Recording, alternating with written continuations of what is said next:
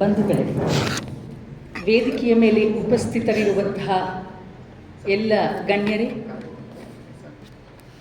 ಹಾಗೂ ವೇದಿಕೆಯ ಮುಂಭಾಗ ಉಪಸ್ಥಿತರಿರುವಂತಹ ಎಲ್ಲ ಸಾಹಿತ್ಯ ಪ್ರೇಮಿಗಳೇ, ವೇದಿಕೆಯ ಮೇಲೆ ಇರುವಂಥವರೆಲ್ಲ ಗಣ್ಯಾತಿ ಗಣ್ಯರು, ತಮ್ಮ ವಾಗ್ಜರಿಯಿಂದ ಇಡೀ ನಾಡನ್ನು ತಣಿಸಿದವರು. ಇವರೆದುರಿಗೆ ಮಾತಾಡಬೇಕಾದ್ರೆ ನಮಗೆ ಸ್ವಲ್ಪ ದಿಗಿಲಾಗೋದು ಬಹಳ ಸಹಜ. ಆದರೆ ಲಾಕ್ಡೌನ್ ಕಥೆಗಳು ಎನ್ನುವಂಥ ಒಂದು ವಿಶಿಷ್ಟ ಪ್ರಯೋಗವನ್ನು ಮಾಡಿದ ಆಕಾಶವಾಣಿಗೆ ಮೊದಲಿಗೆ ನಾನು ಅಭಿನಂದನೆಗಳನ್ನು ಸಲ್ಲಿಸಲಿಕ್ಕೆ ಬಯಸ್ತೇನೆ.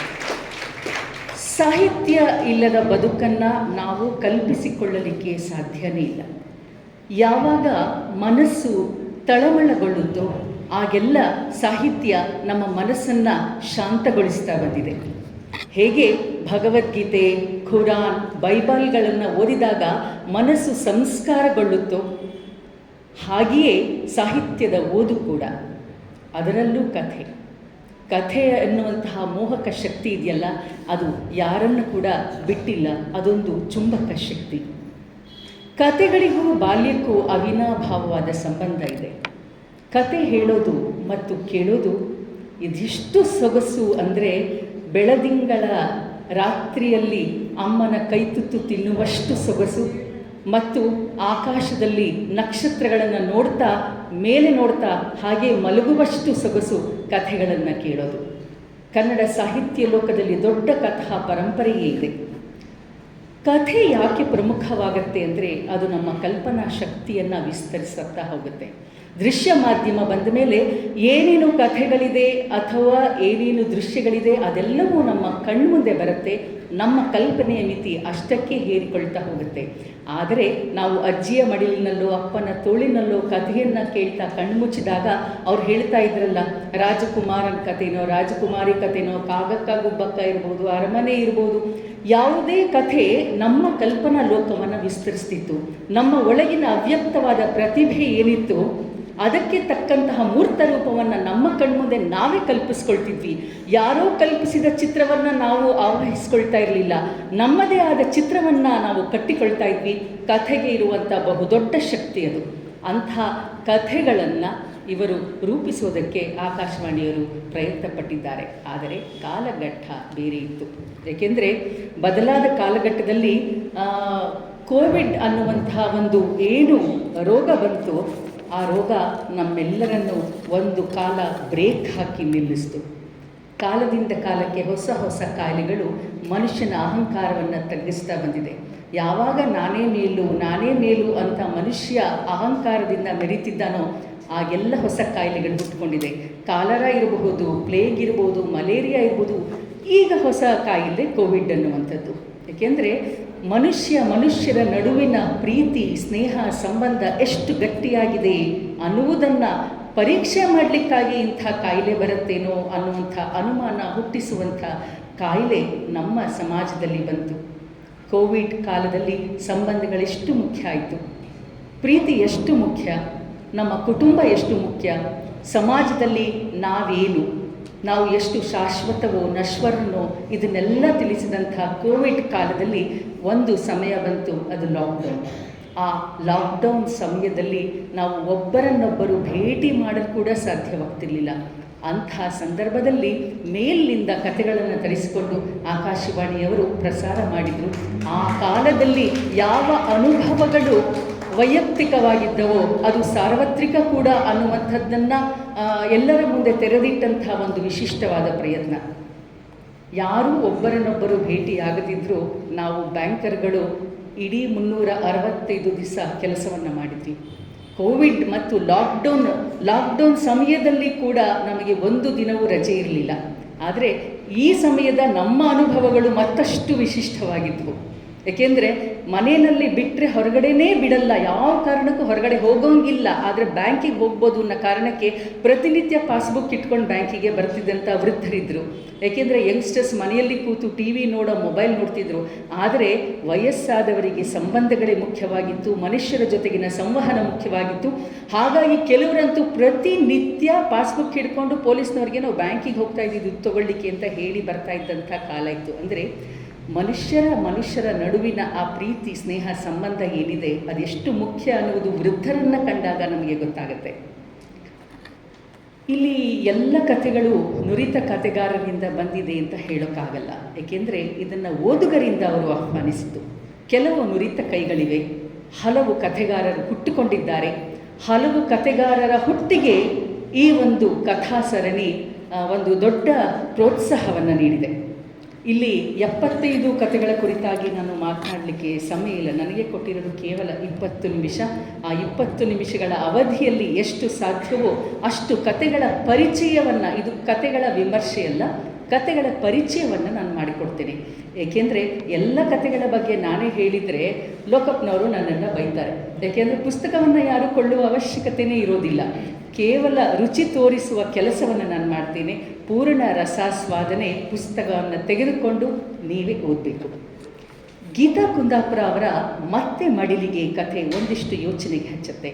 ಆಧುನಿಕ ಕಾಲದ ಸೋಷಿಯಲ್ ಮೀಡಿಯಾಗಳು ಮತ್ತು ತಾಂತ್ರಿಕ ಸಾಧನಗಳು, ಅದರಲ್ಲೂ ಮುಖ್ಯವಾಗಿ ಮೊಬೈಲ್ ಹೇಗೆ ದಾರಿ ತಪ್ಪಿಸುತ್ತೆ ಅನ್ನುವುದರ ಕುರಿತಾದದ್ದು. ತಂದೆ ಲಾಕ್ಡೌನ್ ಸಮಯದಲ್ಲಿ ಮನೆಯಲ್ಲಿ ಇದ್ದಿದ್ದರಿಂದ ಇನ್ಸ್ಟಾಗ್ರಾಮ್ನ ಒಂದು ಗುಂಪಿನಲ್ಲಿ ಮಕ್ಕಳು ನೋಡುವ ಅಶ್ಲೀಲ ಚಿತ್ರಗಳ ಕುರಿತಾಗಿ ತಂದೆಗೆ ವಿಷಯ ತಿಳಿದು ಪೊಲೀಸರಿಗೆ ತಿಳಿಸಿ ನಂತರ ಮಗನನ್ನು ಹತ್ತಿರದಿಂದ ಕೂತು ತಿದ್ದಿ ಪ್ರೀತಿಯಿಂದ ಸರಿದಾರಿಗೆ ಮಾಡುವಂಥ ಒಂದು ಕಥೆ. ಕೇವಲ ಬಿಸ್ನೆಸ್ಸು, ಹಣ, ದುಡಿಮೆ, ಅಧಿಕಾರ ಅಂತ ಹಿಂದೆ ಓಡುವಂಥ ತಾಯಿ ತಂದೆಯರು ಮಕ್ಕಳನ್ನು ತಮ್ಮ ಪ್ರೀತಿಯಿಂದ ಹೇಗೆ ವಂಚಿಸ್ತಿದ್ದಾರೆ ಮತ್ತು ತಾವು ಕೂಡ ಮಕ್ಕಳ ಪ್ರೀತಿಯಿಂದ ಹೇಗೆ ವಂಚಿತರಾಗ್ತಾ ಇದ್ದಾರೆ ಅನ್ನುವ ಸೂಕ್ಷ್ಮತೆಯನ್ನು ತಿಳಿಸುವ ಜೊತೆಗೆ ಆ ಪ್ರೀತಿಯಿಂದ ವಂಚಿತರಾದರೆ ಮಕ್ಕಳು ಹೇಗೆ ದಾರಿ ತಪ್ತಾರೆ ಅನ್ನುವುದನ್ನು ಈ ಕಥೆ ತಿಳಿಸುತ್ತೆ. ಬಡತನ ಅನ್ನೋದಿದೆಯಲ್ಲ, ಅದು ಕಲಿಸುವಂಥ ಪಾಠ ಬಹುದೊಡ್ಡದು. ಸೋಮು ಕುದ್ರಿಹಾಳ್, ಚಂದಾಪುರ, ಕೊಪ್ಪಳ ಜಿಲ್ಲೆಯವರು ಬರೆದಿರುವಂಥದ್ದು ಉಳಿದ ರೊಕ್ಕ ವಾಪಸ್ ಅನುಭವ ಕಥನ. ತುಂಬ ಬಡತನದಲ್ಲಿ ಇದ್ದಂಥ ಹುಡುಗ ಅಂಗಡಿಗೆ ಬಂದು 5 ರೂಪಾಯಿ ಎಣ್ಣೆ, 5 ರೂಪಾಯಿ ಸಕ್ಕರೆ, 1 ನಶ್ಯ ಪುಡಿ, 2 ಚಾಕ್ಲೇಟು ಮತ್ತು ಉಳಿದಿದ್ದ ರೊಕ್ಕ ವಾಪಸ್ ಅಂತ ಕೇಳುವ ಕರುಳು ಹಿಂಡುವಂಥ ಒಂದು ಕಥಾನಕ ಇದು. ಅವರು ಹೀಗೆ ಚಿತ್ರಿಸ್ತಾರೆ. ಸಂಜೆಯ ಹೊತ್ತು ಬಿಸಿಲಿನ್ನು ಕೆಂಪಾಗಿರಲಿಲ್ಲ. ಮಬ್ಬು ಗವಿದ ಆಕೃತಿಯೊಂದು ಅಂಗಡಿ ಮುಂದೆ ನಿಂತಿತ್ತು. ಕತ್ತು ತಿರುಗಿಸಿ ನೋಡಿದರೆ 5 ರೂಪಾಯಿ ಎಣ್ಣೆ, 5 ರೂಪಾಯಿ ಸಕ್ಕರೆ ನೋಟು ಅಂಗಿ ಉಪ್ಪಿನಲ್ಲಿ ಅದ್ದಿ ತೆಗೆದ ರಟ್ಟಿನಂತಿತ್ತು. ಚೆಡ್ಡಿಗೆ ಅಂಟಿದ ಮಣ್ಣಿನಲ್ಲಿ ಸಣ್ಣ ಕಲ್ಲಿನ ಚೂರುಗಳು ಕೂಡ ಇದ್ದವು. ಗಲ್ಲಾ ಪೆಟ್ಟಿಗೆಗಿಂತ ಸಣ್ಣವನ್ನು ಕೊಟ್ಟ ವಸ್ತುಗಳನ್ನು ಜೋಡಿಸುತ್ತಾ ಒಂದು ಚಾಕ್ಲೇಟನ್ನು ಬಾಯಿಗೆ ಹಾಕಿಕೊಂಡು ಬರ್ರೆಂದು ನಡೆದ.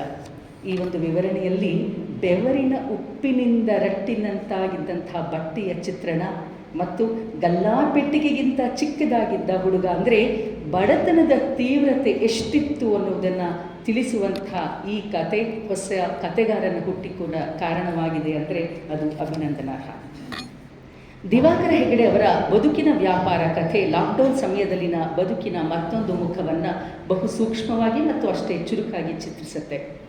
ಬಸ್ ಸ್ಟ್ಯಾಂಡ್ ಪಕ್ಕದಲ್ಲಿ ಒಬ್ಬ ತಳ್ಳುವ ಗಾಡಿ ಮೇಲೆ ಹಣ್ಣು ಇಟ್ಕೊಂಡು ಮಾರ್ತಿದ್ದ. ಸರಿ ಬರೀ ಯಾವ ಹಣ್ಣು ಕೊಡಲಿ ಅಂತ ಕೇಳ್ದ. ನಾನು ಮಾವಿನ ಹಣ್ಣು ಬೇಕು ಅಂತ ಹೋದವ. ಅವನ ಗಾಡಿಯಲ್ಲಿ ಮಾವಿನ ಹಣ್ಣು ಇರಲಿಲ್ಲ. ಮಾವಿನ ಹಣ್ಣು ಬೇಕು ಅಂದೆ. ಮಾವಿನ ಹಣ್ಣು ಇಲ್ವಲ್ರಿ ಅಂತ ಹೇಳಿ ಸುಮ್ಮನಾದ. ನನಗೆ ಯಾಕೋ ಅವ ವ್ಯಾಪಾರಸ್ಥನ ಹಂಗೆ ಅನ್ನಿಸ್ಲಿಲ್ಲ. ವ್ಯಾಪಾರಸ್ಥನಾದವ, ಯಜಮಾನ್ರ ಮಾವಿನ ಹಣ್ಣು ನಾಳೆ ಬರ್ತಾವ್ರಿ, ಈಗ ದ್ರಾಕ್ಷಿ ಹಣ್ಣಿ ತಗೊಳ್ರಲ್ಲ, ಬಹಳ ಸಿಹಿ ಅದಾವ್ರಿ ಅಂತ ಹೇಳ್ತಿದ್ದ. ಅದಕ್ಕೆ ಕತೆಗಾರರು ಕೇಳ್ತಾರೆ, ನೀವು ಯಾವಾಗಲೂ ಹಣ್ಣಿನ ವ್ಯಾಪಾರ ಮಾಡ್ತಿದ್ರೇನ್ರಿ ಅಂತ. ಆಗ ಅವನು ಹೇಳ್ತಾನೆ, ನಾನು ಟೈಲರ್, ಈಗ ಆ ಕೆಲಸ ಇಲ್ಲ, ಮನೆಯಾಗ ಕೂತಿದ್ದೆ, ಆದರೆ ಮನೆ ನಡಿಬೇಕಲ್ರಿ, ಹಣ್ಣಿನ ವ್ಯಾಪಾರ ಮಾಡ್ತಾ ಇದ್ದೀನಿ ಅಂತ. ನನಗೇನು ಹೇಳಬೇಕಾದ ತಿಳಿಲಿಲ್ಲ. ಲಾಕ್ಡೌನ್ ಅಂದ್ರೆ ಮನೆ ಬಾಗಿಲು ಹಾಕ್ಕೊಂಡು ಒಳಗೆ ಬೆಚ್ಚಗಿರೋದಂತ ತಿಳಿದಿದ್ದೆ. ಆದರೆ ಬದುಕು ಅನ್ನೋದು ಏನು ಕಲಿಸ್ತದೆ? ಹಸಿವೆ ಅನ್ನೋದು ಲಾಕ್ಡೌನ್ನಲ್ಲೂ ಹೊಲಿಗೆ ಮಾಡುವಂಗ ಹಣ್ಣು ಮಾರ್ಲಿಕ್ಕೆ ಕಲಿಸ್ತದ. ಲಾಕ್ಡೌನ್ ಅಂದರೆ ಬಾಗಿಲು ಮುಚ್ಚುವುದು ಅಂದುಕೊಂಡ್ರೆ ದುಡಿಯೋ ಹೊಸ ಬಾಗಿಲು ತೆರೆದು ತೋರಿಸ್ತೈತೆ. ಬಾಗಿಲ ಮುಚ್ಚಬಹುದು, ಬದುಕನ್ನು ಮುಚ್ಚಲಿಕ್ಕೆ ಬರುವುದಿಲ್ಲ ಅಂತ. ಕಥೆ ಇಲ್ಲಿ ಮುಗಿಯುತ್ತೆ, ಆದರೆ ಕಥೆನೇ ಎಲ್ಲವನ್ನು ತಿಳಿಸುತ್ತೆ. ಅತ್ಯುತ್ತಮವಾದ ಕಥೆ ಇದು ಅನಿಸುತ್ತೆ. ಏಕೆಂದರೆ ಇದು ಕೇವಲ ಒಬ್ಬರ ಕಥೆಯಲ್ಲ, ಅನೇಕರ ಕಥೆ. ಆ ಸಮಯದಲ್ಲಿ ಅವರು ಬಹಳಷ್ಟು ಜನ ತಮ್ಮ ವೃತ್ತಿಯನ್ನು ಬದಲಾಯಿಸಿಕೊಳ್ಳುವಂಥ ಅನಿವಾರ್ಯತೆ ಬಂದಿತ್ತು. ಹಾಗೆಯೇ ಕಾಸರಗೋಡಿನ ಪೆರ್ಲಾದ ರಾಜಶ್ರೀ ಟಿ ರೈ ಅವರ ಕಥೆ ಓಣಿ ಬಾಗಿಲು ಅನ್ನೋದು ಒಂದು ಉತ್ತಮ ಕಥೆಯೇ ಆಗಿದೆ. ನಾವು ಮನುಷ್ಯರು ನಮ್ಮದೇ ಆದಂಥ ಒಳಗಿನ ಹಮ್ಮಿನಿಂದ ಮತ್ತು ತಪ್ಪು ಗ್ರಹಿಕೆಯಿಂದ ನೆರೆಹೊರೆಯವರ ಜೊತೆಗೆ ಉತ್ತಮ ಬಾಂಧವ್ಯವನ್ನು ನಿರ್ಮಿಸಿಕೊಳ್ಳದಂಥ ಪರಿಸ್ಥಿತಿಯನ್ನು ನಿರ್ಮಾಣ ಮಾಡ್ಕೊಂಡು ಬಿಟ್ಟಿದ್ದೇವೆ. ಇದರಲ್ಲಿ ಕೂಡ ಕೋವಿಡ್ ಸಮಯದಲ್ಲಿ ಪರಸ್ಪರರ ಮುಖ ನೋಡಬಾರ್ದು ಅನ್ನೋ ಕಾರಣದಿಂದ ಪಕ್ಕದ ಮನೆಗೆ ಸಾಹಿತಿ ಬಂದರೆ ಅದು ಯಾರಂತಲೇ ಗೊತ್ತಿಲ್ಲ, ಸಾಹಿತಿ ಇದ್ದಾರೆ ಅಂತ ಗೊತ್ತು. ಆ ಇಬ್ಬರು ಅಕ್ಕಪಕ್ಕದ ಮನೆಯವರು ಒಂದು ಸತಿ ಮಾಲ್ನಲ್ಲಿ ಲಾಕ್ಡೌನು ಸ್ವಲ್ಪ ಸಮಯ ಓಪನ್ ಇದ್ದಾಗ ಅಂಗಡಿಗೆ ಹೋದಾಗ ಒಬ್ರಿಗೊಬ್ಬರು ಮಾತಾಡ್ಕೊಳ್ತಾರೆ. ಇಬ್ಬರು ನೆರೆಹೊರೆಯವರು ಅಂತ ಗೊತ್ತಿಲ್ಲ, ಕಷ್ಟ ಸುಖವನ್ನು ಹಂಚ್ಕೊಳ್ತಾರೆ, ಒಬ್ಬರಿಗೆ ಒಬ್ಬರು ಬ್ಯಾಗ್ ಹಿಡ್ಕೊಂಡು ಸಹಾಯ ಮಾಡ್ತಾರೆ. ಆದರೆ ಇವ್ರು ಹೇಳ್ತಾರೆ ನಮ್ಮ ಪಕ್ಕದ ಮೇಲೆ ಅದು ಯಾರೋ ಸಾಹಿತಿ ಬಂದಿದ್ದಾರೆ ಹಾಗೆ ಹೀಗೆ ಅಂತೆಲ್ಲ ನೆಗೆಟಿವ್ಗಳನ್ನ ಹೇಳ್ತಾರೆ. ಅವರು ಕೂಡ ಅದೇ ರೀತಿಯ ನಕಾರಾತ್ಮಕ ಭಾವನೆಗಳನ್ನು ಹೊಮ್ಮಿಸ್ತಾರೆ. ಕೊನೆಗೆ ಬ್ಯಾಗ್ ಹಿಡ್ಕೊಂಡು ಮನೆ ಬಾಗಿಲಿಗೆ ಬಂದಾಗ ಗೊತ್ತಾಯಿತು ತಾವೇ ನೆರೆಹೊರೆಯವರು ಅಂತ. ಎಷ್ಟು ನಾಚಿಕೆ ಆಯಿತು ಅವರಿಬ್ಬರಿಗೆ ಅಂದರೆ ತಲೆನೇ ಎತ್ತಲಿಲ್ಲ. ಆಗ ಅವರಿಬ್ಬರ ಮನೆಯ ಹಿಂದಿನ ಓಣಿಯ ಒಂದು ಬಾಗಿಲಿರುತ್ತೆ, ಅದನ್ನು ಕ್ಲೋಸ್ ಮಾಡಿರ್ತಾರೆ. ಆವಾಗ ಕೇಳ್ತಾರೆ ಓಣಿ ಬಾಗಿಲನ್ನು ಮುಚ್ಚಿರಬೇಕಾ ಅಥವಾ ತೆಗಿಬಹುದಾ ಅಂತ. ಆಗ ತಲೆ ತಗ್ಗಿಸಿದ ನೆರೆಯವರು ಹೇಳ್ತಾರೆ ದಯವಿಟ್ಟು ಓಣಿ ಬಾಗಿಲು ತೆಗೀರಿ ಅಂತ. ಇದು ಓಣಿ ಬಾಗಿಲು ಮಾತ್ರವಲ್ಲ, ಮನಸ್ಸಿನ ಬಾಗಿಲನ್ನು ಕೂಡ ತೆರೆಯುವಂಥ ಅತ್ಯುತ್ತಮ ಸಮಯ ಅನ್ನುವುದನ್ನು ಲಾಕ್ಡೌನ್ ಮತ್ತು ಕೋವಿಡ್ ನಮಗೆಲ್ಲರಿಗೂ ತಿಳಿಸ್ಕೊಡ್ತು. ಮೈಸೂರಿನ ವಸಂತ ವೆಂಕಟೇಶ್ ಅವರ ನನ್ನಣ್ಣ ಬಹುತೇಕರ ನೋವನ್ನು ಹಂಚಿಕೊಂಡಾಗಿದೆ. ತೀರಾ ಹತ್ತಿರದವರನ್ನು ಕಳ್ಕೊಂಡ್ರೂ ಕೂಡ ಅವರ ಅಂತ್ಯ ಸಂಸ್ಕಾರಕ್ಕೆ ಕೂಡ ಹೋಗಲಾರದಂಥ ಸ್ಥಿತಿಯ ಒಂದು ಅನುಭವವನ್ನು ಅದು ಕಟ್ಟಿಕೊಟ್ಟಿದೆ. ಸುಬ್ರಹ್ಮಣ್ಯ ಅವರ ನಾಯಿಮರಿ ವೃತ್ತಾಂತ ಅನುಭವ ಕಥನವೂ ಹೌದು, ಒಂದು ಪುಟ್ಟ ಕಥೆ ಕೂಡ ಹೌದು. ಲಾಕ್ಡೌನ್ ಸಮಯದಲ್ಲಿ ಮನೆ ಬಾಗಿಲು ಬಳಿ ಆಳದಲ್ಲಿ ಬಿದ್ದಿದ್ದ ನಾಯಿ ಮರಿಯ ಶಬ್ದಕ್ಕೆ ಸ್ಪಂದಿಸಿ ಅವರು ನಾಯಿ ಮರಿನ ಹೊರಕ್ಕೆ ತೆಗೆಯುವಂಥ ಒಂದು ಕಥೆ. ಕೊನೆಯಲ್ಲಿ ಒಟ್ಟಿನಲ್ಲಿ ಲಾಕ್ಡೌನ್ನಿಂದಾಗಿ ಮನುಷ್ಯರೇ ಅಲ್ಲದೆ ಅದೆಷ್ಟು ಜೀವಿಗಳ ಅಸ್ತವ್ಯಸ್ತವಾಗಿದೆಯೋ, ಹಸಿವು ನೀರಡಿಕೆಯಿಂದ ಅವೆಲ್ಲ ಏನೇನು ಅನುಭವಿಸಿದೆಯೋ ಅನ್ನುವಂಥ ಆತಂಕವನ್ನು ಅವರು ದೇವರ ಮುಂದೆ ವ್ಯಕ್ತಪಡಿಸುವಂಥ ರೀತಿ ಮನೋಜ್ಞವಾಗಿದೆ. ಮೈಸೂರಿನ ಶಂಕರ್ ಅವರ ಪರಿವರ್ತನೆ ನಿಜಕ್ಕೂ ಸೊಗಸಾದ ಕಥೆ. ಪತಿ ಪತ್ನಿ ಇಬ್ಬರು ಉದ್ಯೋಗಕ್ಕೆ ಹೋಗ್ತಿದ್ರಿಂದ ಬಹುಶಃ ಎಷ್ಟೋ ಮನೆಗಳಲ್ಲಿದೆ ಒತ್ತಡದ ಧಾವಂತದ ಬದುಕು. ಒಬ್ರಿಗೊಬ್ಬರು ಸಹಕಾರ ಕೊಡುವ ನೆಪದಲ್ಲಿ ಒಬ್ರಿಗೊಬ್ಬರು ಬೈದಾಡ್ಕೊಳ್ಳೋದು ಒತ್ತಡದಲ್ಲಿ ಆಗುತ್ತೆ. ಇದು ಬಹಳ ಸಹಜ. ನನಗೆ ಟೈಮ್ ಇಲ್ಲ, ನಂಗೆ ಮಾಡೋಕ್ಕಾಗಲ್ಲ, ನೀನು ಮಾಡ್ಕೊಳ್ಳೋ ಅನ್ನೋದು, ನೀನು ಮಾಡು ಅನ್ನೋಂಥದ್ದು. ಮತ್ತು ಒತ್ತಡ ಜಾಸ್ತಿ ಆದಾಗ ಸಿಟ್ಟು ಕೂಡ ಜಾಸ್ತಿ ಇರುತ್ತೆ. ಹಾಗಾಗಿ ಗಂಡ ಹೆಂಡರ ನಡುವೆ ಸದಾ ಜಗಳ ಇರ್ತಿತ್ತು. ಆದರೆ ಲಾಕ್ಡೌನ್ ಸಮಯದಲ್ಲಿ ವಿರಾಮವಾಗಿ ನಿರುಮ್ಮಳವಾಗಿ ಅವರು ಮನೆ ಕೆಲಸಗಳನ್ನು ಮಾಡ್ತಾ ಮಾಡ್ತಾ ತಮ್ಮಿಬ್ಬರ ನಡುವಿನ ಪ್ರೀತಿ ಅದೆಷ್ಟು ಗಟ್ಟಿಯಾಗಿದೆ, ನಾವು ಯಾಕೆ ಸುಮ್ಮನೆ ಸಿಟ್ಟು ಮಾಡ್ಕೊಳ್ತಿದ್ವು ಅನ್ನುವಂಥ ಒಂದು ಉತ್ತಮವಾದ ಬಾಂಧವ್ಯ ನಿರ್ವಹಣೆಯ ತಂತ್ರವನ್ನು ಅವರು ಕಲ್ತ್ಕೊಳ್ತಾರೆ. ಹಾಗಾಗಿ ಈಗ ಅನಿಸುತ್ತೆ ಯಾಕೆ ನಾವು ಆ ಥರ ಮಾಡಿದ್ವಿ, ಇನ್ನು ಮುಂದೇನಾದರೂ ನಾವು ಸರಿಯಾಗಿರಬೇಕು, ಜಗಳ ಮಾಡ್ಕೊಳ್ಬಾರ್ದು. ದಾಂಪತ್ಯ ಅನ್ನುವುದು ಅಷ್ಟು ಸುಲಭಕ್ಕೆ ಸಿಗುವಂಥದ್ದಲ್ಲ, ನಾವು ಅದನ್ನು ಸುಮಧುರವಾಗಿ ಇಟ್ಕೊಳ್ಬೇಕು ಅಂತ ಮನ ಪರಿವರ್ತನೆ ಆಗುವಂಥ ಒಂದು ಪುಟ್ಟ ಕಥೆ ಇದು. ವಿಜಯಲಕ್ಷ್ಮಿಯವರು ನಾರದರ ಭೂಲೋಕ ಯಾತ್ರೆ ಅನ್ನುವಂಥ ಒಂದು ಕಥೆ ಬರೆದಿದ್ದಾರೆ. ಬೇರೆಲ್ಲವೂ ನೇರವಾಗಿ ಕಥೆಯ ರೂಪದಲ್ಲಿದ್ದರೂ ಇದು ಶ್ರೀಹರಿ ಮತ್ತು ನಾರದರ ಸಂವಾದ ರೂಪಿಯಾಗಿ ಇದೊಂದು ವಿಶಿಷ್ಟವಾದ ಬಗೆಯಾಗಿ ಹೊಮ್ಮಿದೆ. ನಾರದ ಒಂದು ಸತಿ ಬರ್ತಾನೆ ಭೂಲೋಕಕ್ಕೆ. ಅದು ಲಾಕ್ಡೌನ್ ಸಮಯದಲ್ಲಿ ಎಲ್ಲ ಪಕ್ಷಿ ಪ್ರಾಣಿಗಳು ರಸ್ತೆಗಳಲ್ಲಿ ಆರಾಮಾಗಿ ಓಡಾಡ್ತಾ ಇವೆ, ವೆಹಿಕಲ್ಗಳು ಯಾವುದು ಓಡಾಡ್ತಾ ಇಲ್ಲ, ಜನರೆಲ್ಲ ಅವ್ರವ್ರ ಮನೆಯಲ್ಲಿದ್ದಾರೆ. ಇವಾಗ ನಾರದಕ್ಕೆ ದೊಡ್ಡ ಅನುಮಾನ ಬಂದುಬಿಡ್ತು. ಯಾಕೆ ಅಂದರೆ ಈಗೇನೋ ಸತ್ಯಯುಗ ಬಂದುಬಿಟ್ಟಿದೆ ಅಂತ ಕಾಣುತ್ತೆ ಭೂಲೋಕಕ್ಕೆ ಅಂತ. ಅವ್ರು ಹೋಗಿ ಶ್ರೀಹರಿನ ಕೇಳ್ತಾನೆ, ಶ್ರೀಹರಿ ಸತ್ಯಯುಗ ಬಂದುಬಿಡ್ತಾ ಮತ್ತೆ ಕಲಿಯುಗ ಮುಗಿದು ಭೂಮಿಗೆ ಅಂತ. ಹಾಗೆ ಶ್ರೀಹರಿ ಹೇಳ್ತಾನೆ, 2 ತಿಂಗಳು ಕಾದು ನೋಡು, ನಿನಗೆ ವಿಷಯ ಗೊತ್ತಾಗುತ್ತೆ ಅಂತ. ಮತ್ತೆ 2 ತಿಂಗಳಾದ ಮೇಲೆ ಶ್ರೀಹರಿ ನಾರದನನ್ನು ಭೂಲೋಕಕ್ಕೆ ಕಳಿಸ್ತಾನೆ. ಆವಾಗ ನೋಡ್ತಾರೆ ಮತ್ತೆ ಯಥಾ ಪ್ರಕಾರವಾಗಿದೆ, ಎಲ್ಲರೂ ಮತ್ತೆ ಕಲಿಯುಗದ ರೀತಿಯಲ್ಲೇ ನಡ್ಕೊಳ್ತಾ ಇದ್ದಾರೆ. ಅದಕ್ಕೆ ಅವ್ರು ಹೇಳ್ತಾರೆ, ನಾಯಿ ಬಾಲಕ್ಕೆ ಬೆತ್ತ ಕಟ್ಟಿದರೆ ಬೆತ್ತ ಇರೋ ತನಕ ಮಾತ್ರ ಅದು ನೇರವಾಗಿರುತ್ತೆ, ಬೆತ್ತ ತೆಗೆದ್ಮೇಲೆ ಅದು ಮಾಮೂಲಿಯಾಗಿ ಹೋಗುತ್ತೆ. ನಾಯಿ ಬಾಲ ಡೊಂಕು ಅನ್ನುವಂಥದ್ದನ್ನು ನಾರದನಿಗೆ ಅನುಭವವಾಯಿತು ಅನ್ನುವ ಒಂದು ಅನುಭವದ ಒಂದು ಕಥಾನಕ. ಕಾಯೇ ಉಲ್ಬಣವಾದಂತಹ ಸಮಯದಲ್ಲಿ ನಾವೆಲ್ಲ ನಿಜಕ್ಕೂ ಅಂದ್ಕೊಂಡಿದ್ವಿ, ಈ ಪ್ರಕೃತಿ ಎಷ್ಟು ಸುಂದರವಾಗಿದೆ, ನಾವು ಅಂತ ಮನುಷ್ಯರು ಪ್ರಕೃತಿಯನ್ನು ಹಾಳು ಮಾಡ್ತಾ ಇದ್ದೀವಿ, ಪ್ರಾಣಿ ಪಕ್ಷಿಗಳಿಗೆ ಓಡಾಡಲಿಕ್ಕೆ ಕೂಡ ನಾವು ಅವಕಾಶ ಕೊಟ್ಟಿಲ್ಲ, ನಾವು ತಪ್ಪು ಮಾಡಿದ್ವಿ. ಆ ಸಮಯದಲ್ಲಿ ಬೆಂಗಳೂರಿನ ರಸ್ತೆಗಳಲ್ಲಿ ನವಿಲು ಕುಣ್ಕೊಂಡು ಓಡಾಡ್ತಾ ಇದ್ವು ಅನ್ನೋದನ್ನು ನಾವೆಲ್ಲ ಟಿ ವಿಗಳಲ್ಲಿ ನೋಡಿದ್ವಿ. ಆ ಸಮಯದಲ್ಲಿ ಅನ್ನಿಸ್ತು, ನಾವೊಬ್ಬರೇ ಮಾತ್ರ ಸ್ವಾರ್ಥದಿಂದ ಯಾತಕ್ಕೆ ಬದುಕಬೇಕು, ಉಳಿದ ಪಕ್ಷಿಗಳಿಗೂ ಉಳಿದ ಪ್ರಾಣಿಗಳಿಗೂ ಉಳಿದ ಜೀವಗಳಿಗೂ ನಮ್ಮಷ್ಟೇ ಬದುಕೋದಕ್ಕೆ ಓದೋದಕ್ಕೆ ಹಕ್ಕಿದೆ, ಅವಕಾಶ ಕೊಡಬೇಕು ಅಂತ. ಆದರೆ ಲಾಕ್ಡೌನ್ ಮುಗಿದ ಕೂಡಲೇ ನಾವು ಮತ್ತೆ ಮನುಷ್ಯರಾಗಿದ್ದೇವೆ. ಮೈಸೂರಿನ ಡಾಕ್ಟರ್ ಸಿ ನಾಗಣ್ಣನವರು ಬರೆದಿರುವಂಥ ದೊಡ್ಡವರ ಪಯಣ ಕಥೆ ಚಿಕ್ಕ ಕಥೆ ಆದರೂ ದೊಡ್ಡದಾದಂಥ ಒಂದು ತತ್ವವನ್ನು ಹೇಳುವ ಸಾಲು ಹೊಂದಿದೆ. ತಂದೆ ದೈವಾಧೀನರಾದ ಸಂದರ್ಭದಲ್ಲಿ ಬರೋದಕ್ಕೆ ಆಗಲಿಲ್ಲ ಮಗನಿಗೆ, ಆದರೆ ಅಪರ ಕರ್ಮದ ಹೊತ್ತಿಗೆ ಪಾಲ್ಗೊಳ್ಳುವಾಗ ಅಪ್ಪನ ಚಿತಾಭಸ್ಮವನ್ನು ಬಿಡುವಾಗ ಒಂದು ಮಾತಿದೆ. ಭಸ್ಮದ ಜೊತೆಗೆ ಸಣ್ಣ ಪುಟ್ಟ ಮೂಳೆಗಳನ್ನು ಕಂಡು ಹಾಗಿದ್ದ ತಂದೆ ಈಗ ನನ್ನ ಬೆರಳ ಸಂಧಿಯಿಂದ ಜಲದ ಅಲೆಗಳಲ್ಲಿ ತೇಲಿ ಹೋಗುವಷ್ಟು ಸಪೂರವಾಗಿ ಬಿಟ್ಟರಲ್ಲ ಎಂದು ದುಃಖ ಉಮ್ಮಳಿಸಿ ಬಂತು ಎನ್ನುವ ಮಾತುಗಳನ್ನು ಬರೀತಾರೆ. ಉದುರಿದ ಎಲೆಗಳು ನೆಲದ ಹುಲ್ಲಿಗೆ ಜೀವಚೇತನವಾಗುತ್ತದೆ, ಹುಲ್ಲು ವೃಕ್ಷದ ಬೆಳವಣಿಗೆಗೆ ಒದಗಿ ಬರುತ್ತದೆ, ಹೀಗೆ ನಿಸರ್ಗ ಮುಂದುವರಿಯುತ್ತಿರುತ್ತದೆ. ಅಪ್ಪ ಹೇಳ್ತಾ ಇರೋದು ಅದನ್ನೇ. ದುಃಖ ಬೇರೆ ಸುಖ ಬೇರೆ ಅಂತ ನೋಡಬೇಡಿ. ದುಃಖ ಅಂದರೆ ಸುಖದ ಮತ್ತೊಂದು ಮಗ್ಗುಲು ಅಷ್ಟೇ. ಬದುಕನ್ನು ನಡೆಸಲು ಮನಸ್ಸನ್ನು ಸಜ್ಜಿಗೊಳಿಸುವಂಥ ಸಾಧನಗಳಾಗಿ ಈ ಮಾತುಗಳು ಕೆಲಸವನ್ನು ಮಾಡುತ್ತೆ ಅನ್ನುವ ಸಂದೇಶವುಳ್ಳಂಥ ಕಥೆ ಇದು. ಚಾಮರಾಜನಗರದ ಕೊತ್ತಲವಾಡಿ ಶಿವಕುಮಾರ್ ಅವರು ರಚಿಸಿರುವಂಥ ಸ್ವಾಭಿಮಾನಿ ಅಜ್ಜಿ ಅನುಭವ ಕಥನ ವೃದ್ಧಾಪ್ಯದ ಜೊತೆಗೆ ನಡೆಯೋದಕ್ಕೆ ಕೂಡ ಸಾಧ್ಯವಾಗದ ಒಂಟಿತನದ ನಡುವೆಯೂ ವೃದ್ಧೆಯೊಬ್ಬರು ಸ್ವಾಭಿಮಾನದಿಂದ ಛಲದಿಂದ ಬದುಕುವ ಒಂದು ಸಂದೇಶವನ್ನು ಹೊಂದಿದೆ. ಆ ಅಜ್ಜಿ ಹೇಳ್ತಾಳೆ, ನನ್ನ ಪಾಡಿ ನಾನು ಹೋಗ್ತೀನಿ ಬಿಡಪ್ಪ, ನಿನ್ನ ಪಾಡಿ ನೀನು ಹೋಗು, ನನಗೇನೂ ತೊಂದರೆ ಇಲ್ಲ, ನನ್ನ ಕಾಲ ಮೇಲೆ ನಾನು ಕಷ್ಟಪಟ್ಟಾದರೂ ನಿಲ್ಲೋದಕ್ಕೆ ಶಕ್ತಿ ಇದೆ ಅಂತ ಹೇಳಿದ್ರೆ ಕಥೆಗಾರರು ಆಶ್ಚರ್ಯದಿಂದ ಅಜ್ಜಿಯ ಮುಖವನ್ನು ನೋಡ್ತಾರೆ. ನಾನು ಭಾರವಾದ ಮನಸ್ಸಿನಿಂದ ಮನೆ ಕಡೆ ಹೊರಟೆ. ಅಜ್ಜಿಯ ಸ್ವಾಭಿಮಾನ ನನ್ನಲ್ಲಿ ಸಂತೋಷವನ್ನು ಉಂಟು ಮಾಡಿದ್ರೆ ಈ ಇಳಿಯ ವಯಸ್ಸಿನಲ್ಲಿ ಒಂಟಿಯಾಗಿ ಬದುಕಬೇಕಾದ ಆಕೆಯ ಸ್ಥಿತಿಯನ್ನು ಕಂಡು ಬೇಸರವಾಯಿತು ಅಂತ ಹೇಳ್ತಾರೆ. ವೃದ್ಧರನ್ನು ಕಂಡು ಅನುಕಂಪದಿಂದಲಾಗಲಿ ಕರುಣೆಯಿಂದಲಾಗಲಿ ಪ್ರೀತಿಯಿಂದಲಾಗಲಿ ಕಂಡು ತಮ್ಮ ಮನೆಯಲ್ಲಿ ಇರಿಸಿಕೊಂಡು ಉಪಚಾರ ಸೇವೆಯನ್ನು ಮಾಡುವಂಥ ಮನಸ್ಥಿತಿಯನ್ನು ಇಂದಿನ ಯುವಜನತೆ ಕಳೆದುಕೊಂಡಿದೆ. ಯುವಜನತೆಯನ್ನು ಇತ್ತೀಚಿನ ಒತ್ತಡದ ಸಂದರ್ಭದಲ್ಲಿ ವೃದ್ಧಾಶ್ರಮಗಳು ಯಾಕೆ ಹೆಚ್ಚಾಗ್ತಾ ಇವೆ ಅಂದರೆ ನಾವು ಅವರನ್ನು ನಮ್ಮಂತೆ ನಮಗೂ ನಾಳೆ ವೃದ್ಧಾಪ್ಯ ಬರುತ್ತೆ ಅನ್ನುವುದನ್ನು ಮರೆತು ನಾವು ನಡ್ಕೊಳ್ತಾ ಇದ್ದೇವೆ. ಆದರೆ ಸಮಾಜಕ್ಕೆ ವೃದ್ಧರು ಹೊರೆಯಾಗಿಬಿಟ್ಟಿದ್ದಾರೆ ಅನ್ನುವ ಭಾವನೆಯನ್ನು ಬಿತ್ತಿದ್ದೇವಲ್ಲ, ಅದನ್ನು ತೊಡೆದು ಹಾಕುವಂತಹ ಒಂದು ಕಥೆ ಇದು. ಮೈಸೂರಿನ BK ಸೀತಾರಾಮ್ ಅವರು ಬರೆದಿರುವ ಪೇಪರ್ ಸಾಬಣ್ಣ ಕಥೆ ಹಸಿವು ಮತ್ತು ಬದುಕು ಎಲ್ಲಕ್ಕಿಂತ ದೊಡ್ಡದು ಅನ್ನುವಂಥ ಸತ್ಯವನ್ನು ಎತ್ತಿಡಿಯುತ್ತೆ. ಮನೆಯಾತನನ್ನು ಸಾಬಣ್ಣ ಕೇಳ್ತಾನೆ, ಉರಿ ಬಿಸಿಲಲ್ಲಿ ಎಲ್ಲಿ ಹೋಗ್ತಿದ್ದೀರಾ ಅಂತ.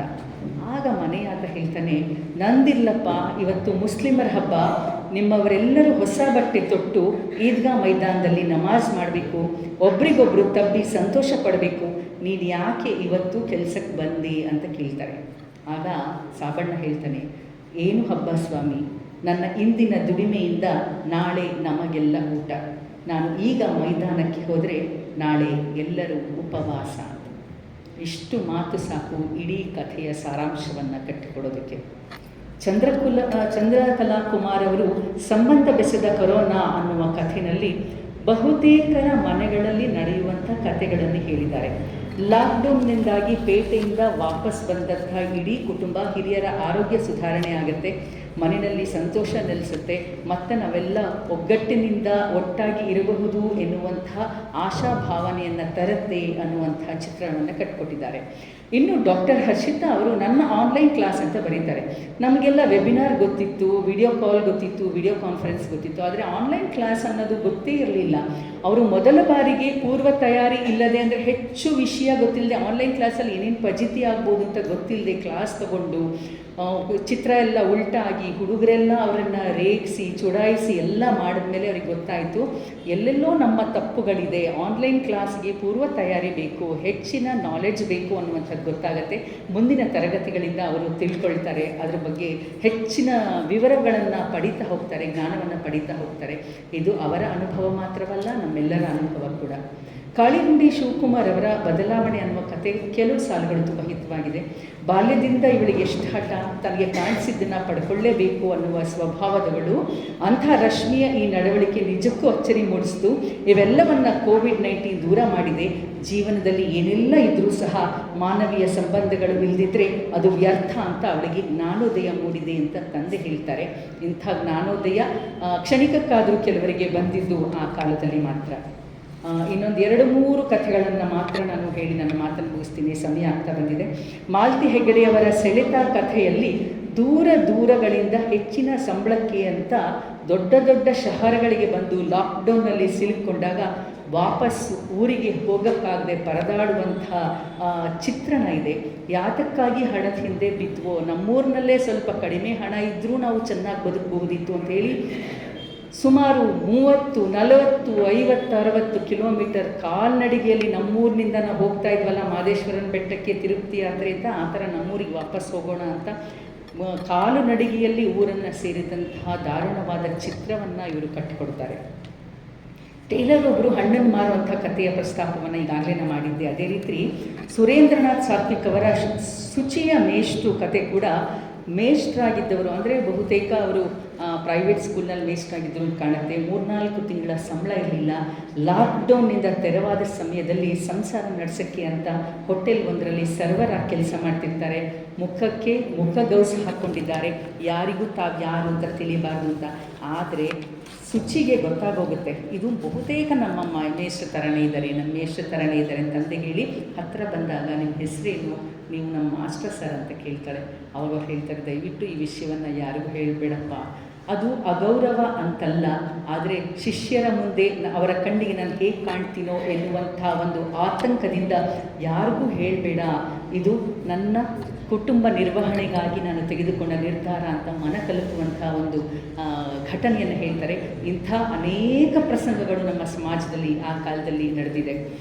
ಕೊನೆಯದಾಗಿ KB ಮೀನಾ ಮೈಸೂರವರ ಸಿದ್ದಮ್ಮನ ಕನಸು ಸತ್ಯಕ್ಕೆ ತುಂಬ ಹತ್ತಿರವಾದಂಥ ಕತೆ. ಲಾಕ್ಡೌನ್ ಸಮಯದಲ್ಲಿ ಮದ್ಯ ಇರಲಿಲ್ಲ, ಎಲ್ಲರ ಜೊತೆಗೆ ಮಗ ಪ್ರೀತಿಯಿಂದ ನಡ್ಕೊಂಡು ತುಂಬ ಚೆನ್ನಾಗಿರ್ತಾನೆ. ಆವಾಗ ಸಿದ್ದಮ್ಮನಿಗನ್ಸುತ್ತೆ, ನನ್ನ ಕನಸು ನನಸಾಗ್ತಿದೆ, ಮಗ ಸರಿ ದಾರಿಗೆ ಬಂದ, ಇನ್ನು ನಮ್ಮ ಕುಟುಂಬ ತುಂಬ ಚೆನ್ನಾಗಿರುತ್ತೆ, ಹೊಸ ಮನೆಯನ್ನು ಕಟ್ಟೋಣ ಎಲ್ಲರೂ ಕೂಡಿ ಅಂತ. ಆದರೆ ಲಾಕ್ಡೌನ್ ಮುಗಿದ ತಕ್ಷಣ ಮದುವೆಯ ಅಂಗಡಿ ತೆಗೆದ ತಕ್ಷಣ ಮತ್ತೆ ಮಗ ಮದುವೆಯ ದಾಸ ಆಗ್ತಾನೆ. ಮನೆಯವರಿಗೆಲ್ಲ ಕೊನೆಗೆ ತಾಯಿನೂ ಕೂಡ ಹೊಡೆಯೋ ಮಟ್ಟಿಗೆ ಬರ್ತಾನೆ. ಇಂಥ ಅನೇಕ ಘಟನೆಗಳು ನಮ್ಮ ಸಮಾಜದಲ್ಲಿ ನಡೆದಿದೆ. ಎಲ್ಲ ಕಥೆಗಳನ್ನು ನಾನು ಪರಿಚಯ ಮಾಡಲಿಕ್ಕಾಗಿಲ್ಲ. ಪ್ರಾತಿನಿಧಿಕವಾಗಿ ಕೆಲವು ಕಥೆಗಳ ಪರಿಚಯವನ್ನು ಮಾಡಿಕೊಟ್ಟಿದ್ದಾನೆ. 75 ಕಥೆಗಳನ್ನು ಒಂದೇ ಪುಸ್ತಕದಲ್ಲಿ ಹಿಡಿದುಕೊಡಲು ಶ್ರಮಿಸಿದಂಥ ಸಂಪಾದಕರಾದ ಶ್ರೀ ಪ್ರಭುಸ್ವಾಮಿ ಮಳಿಮಠ್ ಅವರಿಗೆ ಅಭಿನಂದನೆಗಳನ್ನು ಸಲ್ಲಿಸ್ತಾ, ಆಕಾಶವಾಣಿಯ ಈ ಪ್ರಯತ್ನಕ್ಕೆ ಮತ್ತು ಪುಸ್ತಕ ಪರಿಚಯ ಮಾಡಿಕೊಳ್ಳಲು ಅವಕಾಶ ಕೊಡಲಿಕ್ಕೆ ವಂದನೆಗಳನ್ನು ತಿಳಿಸಿದ ಬಂಧುಗಳೇ.